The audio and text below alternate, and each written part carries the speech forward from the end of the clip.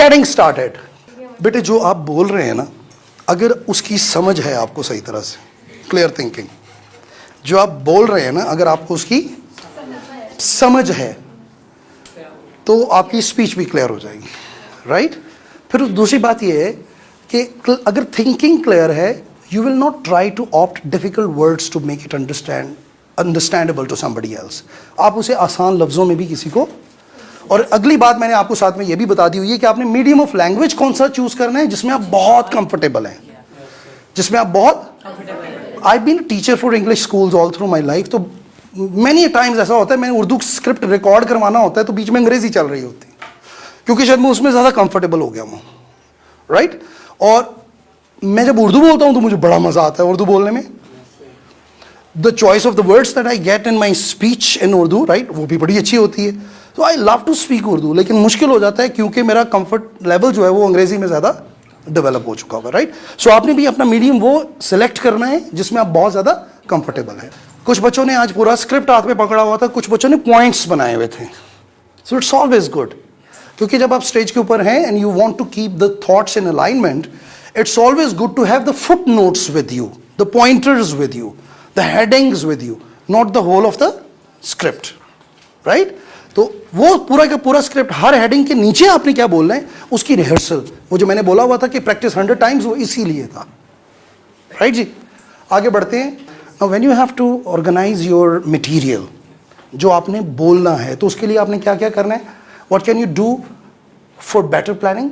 सबसे पहले तो ये है कि जिस टॉपिक के ऊपर आपको इन्वाइट किया गया है बोलने के लिए, जिस तरह आज के जो स्क्रिप्ट थे उसके लिए आपको मैंने पहले से टॉपिक दिया हुआ था, तो उससे मुतालिक आपने आप बी इन्फॉर्म्ड कैसे हो सकते हैं? How can you be? शाबाश, इंटरनेट हमारे पास पूरा रिसोर्स मौजूद है। इमीडिएट हमारे पास रिसोर्स कौन सा मौजूद है? योर पेरेंट्स, यस, मामा बाबा, some friend, may be a teacher who corresponds very well with you school के अंदर। If you are a public speaker and you are talking about people's emotions, getting my people's emotions, तो ये वो लोग जो हमारी हेल्प आउट कर रहे होते हैं हमें हर हवाले से, हमारी ज़िंदगी को खूबसूरत, हमारी ज़िंदगी को साफ़ सुथरा, हमारी ज़िंदगी को आसान बनाने के लिए हमारी मदद कर रहे हैं। तो ये जीते जागते लोग हैं ना, इज़्ज़तदार लोग हैं ये भी, राइट? उनकी वजह से हमारी इज़्ज़त जो है वो क्वांटम उसके अंदर गैदर, हमारी इज़्ज़तें उनकी वजह से सलामत है, हमारी साफ़ सुथरी ज़िंदगी उनकी वजह से सलामत है, हमारी ऐशो इशरत से भरी हुई और सुकून और आराम से भरी हुई ज़िंदगी उनकी वजह से सलामत। So please try to take help whoever is available around. मुमकिन है कि कोई टॉपिक ऐसा हो कि जिसमें, जैसे सफाई सुथराई है, तो सफाई सुथराई के ऊपर शायद आपके घर में जो काम करने वाला है, आप फाउंडेशन में आते हैं ना, कितनी साफ़ सुथरी लगती है ये बिल्डिंग आपको, है ना साफ़ सुथरी? आपने वॉशरूम्स भी यहाँ के इवन देखे होंगे तो बहुत साफ सुथरे वॉशरूम्स हैं। तो इसका मतलब ये है कि इसके पीछे कोई मैकेनिज्म है, इसके पीछे कोई। अच्छा, अगर सफाई करने वाला शख्स खुद गंदा हो तो वो सफाई रख सकता है? तो यहाँ पर आप जो काम करने वाले लोग हैं ना, आप उनको भी अगर देखें तो वो बहुत साफ सुथरे आपको नजर आएंगे। इसका मतलब ये है कि somebody has ensured everything at every point of work that is happening around here। तो मेरा ख्याल है कि शायद बेहतरीन सफाई के बारे में वो बंदा जो सफाई कर रहा है वो हमें बहुत अच्छे तरीके से एक्सप्लेन कर सकता है कि वो अपने टूल्स को किस तरह साफ सुथरा रखता है, जिन टूल्स के साथ उसने सफाई करनी है। फिर वो उसके लिए उसने साइकिल क्या बनाया हुआ है कि कब किस टाइम के ऊपर, अगर मैं फर्श के ऊपर पोछा उस वक्त लगा दूं जिसके फौरन बाद कुछ लोगों ने आना हो, तो गीले फर्श के ऊपर जैसे कोई आएगा तो क्या होगा? पैरों के निशान ऊपर पड़ जाएंगे, राइट? तो उसके लिए फिर somebody who is an expert in that, हमें उसकी तरफ रुजू करना। What I'm trying to say that कि ये जो बी इन्फॉर्म्ड वाला सेगमेंट है, इसमें a trainer is like a sponge, sponge होता है ना, जैसे कि जहां से भी उसको कोई लिक्विड मिलेगा उस स्पंज के अंदर वो चीज जज़ब हो जाएगी, एब्जॉर्ब हो जाएगी। So as a public speaker आप लोगों ने क्या करना है कि आपने अपने आंखें, कान, दिलो दिमाग खुले रखने हैं, जहां से भी बेहतर इंफॉर्मेशन मिले उसे स्टोर करते जाए और लिखते चले जाए। Then don't make up your mind too early. फिर ये होता है कि आप किसी टॉपिक के ऊपर अगर आप रिसर्च कर रहे हैं तो आपने किसी एक जगह से रिसर्च की, एकदम से आपको हाँ ये बिल्कुल ठीक है, मुमकिन है कि वो इंफॉर्मेशन फॉल्टी हो। तो इसका मतलब क्या कि किसी दूसरी जगह से भी उसको क्रॉस चेक। जब आपने दो जगहों से ये चीज चेक कर ली, उसके बाद किसी से पूछ लें, somebody who is an experienced fellow, उससे जाकर पूछ लें, आसानी हो जाएगी। चीजें जो हैं उनकी क्रेडिबिलिटी जो है वो बढ़नी इंफॉर्मेशन की शुरू हो जाती है। समझ रहे हैं ना मेरी बात आप? Right, then ask questions. किससे पूछ रहे हैं सवाल? शाबाश, उससे पूछो जो उसमें एक्सपर्ट है, या अपने आप से भी समटाइम्स पूछो, अपने आप से सवाल पूछो। खुद से अगर उसका जवाब नहीं आ रहा, then Google it, right? Then may be select a book if you have days to spare to meet your talk, तो उसमें फिर आप किताबें भी बीच में रिसर्च कर सकते हैं, right? Then weigh opinions against the, तो जब आप टॉपिक्स के ऊपर चल रहे होंगे, टॉपिक्स के बारे में रिसर्च कर रहे होंगे, तो ओपिनियंस को साइड पे रखने हैं, फैक्ट्स को।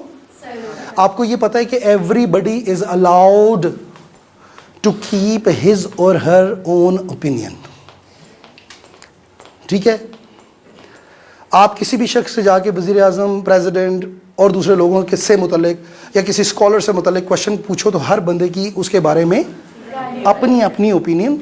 हो सकता है कि कोई आकिल तरीन शख्स जिसकी बड़ी शोहरत हो अकल के हवाले से, विजडम के हवाले से, अक्लमंदी के हवाले से, आप किसी जाहिल तरीन आदमी से भी जो कुछ भी नहीं जानता और वो मशहूर है इस चीज़ से मुतल्लिक, उससे भी अगर आप सवाल पूछो तो वो उस आकिल तरीन आदमी के बारे में कोई ऐसी राय कायम कर दे कि जो आपको हाज़िम ही ना हो।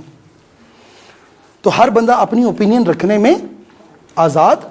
सो when ever you are preparing for your text और योर स्क्रिप्ट, आप अपनी स्पीकिंग के हवाले से अपने स्क्रिप्ट को तैयार कर रहे हैं, तो बेटे ओपिनियंस को और फैक्ट्स को आपस में मिंगल नहीं करना। अगर आप किसी की ओपिनियन को फैक्ट समझकर बोलना शुरू कर दोगे, तो लार्जली फिर आप घाटे में रहोगे। जो आपकी ऑडियंस है सुनने वाली, शायद वो आपको फिर ऐसे क्वेश्चंस करेगी कि जिससे आपका सर चकरा कर रह जाएगा। तो ओपिनियन को ओपिनियन रखना है और फैक्ट को। Keep your information organised. अब ये organisation of the information, as a speaker आपका आहिस्ता आहिस्ता एक्सपीरियंस बनना शुरू होता है। आपको पता चलना शुरू होता है कि मैं कौन सी बात कहाँ करूँगा, तो उससे मुझे ऑडियंस की तरफ से ज़्यादा अच्छा रिस्पॉन्स। फर्स्ट करें, अभी ऑडियंस सेटल डाउन होना शुरू हो रही है और आपकी स्पीच के अंदर आपकी जो डिलीवर आपने करनी है उसमें जो सबसे बेहतरीन पॉइंट है वो आपने उस वक्त कह दिया जब क्या ऑडियंस ही भी आधी आई थी, या अभी ऑडियंस बैठ ही रही थी, सेटल हो रही थी आपस में अभी उनकी कि तुम राइट पे आ जाओ, तुम लेफ्ट पे आ जाओ, ये बातें अभी चल रही थी। और आपकी स्पीच के अंदर जो सबसे टॉपिंग पॉइंट था वो आपने कह दिया और किसी ने, आधे लोगों ने। अब बाकी आपकी जो स्पीच है उसमें कोई सच पॉइंट, इतने ज्यादा बड़े पॉइंट्स थे ही नहीं जिसके ऊपर आपको ज्यादा एप्रिसिएशन मिल सकती। तो इसका मतलब who dealt wrongly in the selection of the and the organisation of the staff? You. तो आपको क्या करना चाहिए था? आप अपना वो वाला पॉइंट रोक लेते, उसकी जगह कोई और पॉइंट एडजस्ट करते, ताकि ऑडियंस भी सिलेक्ट हो जाते, हमें अपनी अपनी जगहों पे सेटल हो चुकते, राइट? और फिर जब वो सेटल हो चुकते तब आप अपनी बेहतरीन बातें उनके साथ शेयर करते ताकि वो जाया ना होती। Think about it this way, you believe in what you are saying, you are prepared, change the words you say to yourself from negative messages to more positive ones. तो यहाँ पे खड़े होके, स्टेज के ऊपर खड़े होके, जब नर्वसनेस जो है वो हर तरफ से आपके ऊपर बम्बार्ड हो रही होती है, so you need to think for some things that are settled for the tone of your speech, कि अब मैं स्टेज के ऊपर आ चुका हूँ, अब कैमरा मेरे सामने स्विच ऑन हो चुका हुआ है, मैं फेसबुक लाइव पे जा रहा हूँ या वैसे वीडियो यूट्यूब पे कहीं लाइव जा रही है, राइट? अब ये वो चीजें जो हो चुकी हुई हैं, now you have to take the decisions in moments.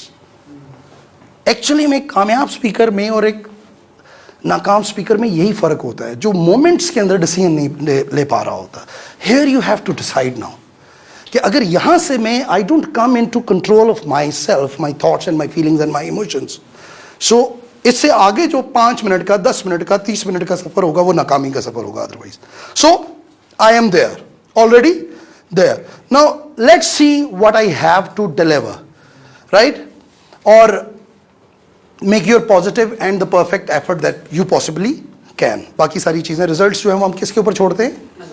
अल्लाह के ऊपर, राइट? सो चेंज, अपने बारे में आपने कहना है कि एवरीथिंग विल बी ओके। मैंने आपको लास्ट सेशन के अंदर शायद बताया था कि अल्लाह कुरान में क्या फरमाता है अल्लाह की ज़ात, that verily you people what you think you become that, बेशक है मेरे बंदो, तुम जैसे सोचते हो। Allow plenty of time to check out the room and equipment. जैसे ही आप आते हैं, मैंने नीचे से बैठ के कैमरे में मैं देख रहा था कि आप में से कुछ लोग स्टेज के ऊपर आके बार बार प्रैक्टिस करने की शायद कोशिश में थे, ऐसा हो रहा था ना, राइट? तो वो करना है आपने, start on time, then greet people as they come in.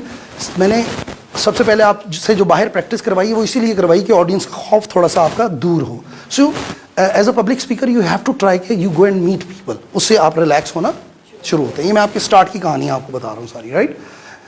Eliminate any physical barriers that stand between the audience and, आपके और ऑडियंस के दरमियान अगर कोई ऐसी चीज़ें हैं, रुकावटें हैं, तो उनको आपने दूर करना है।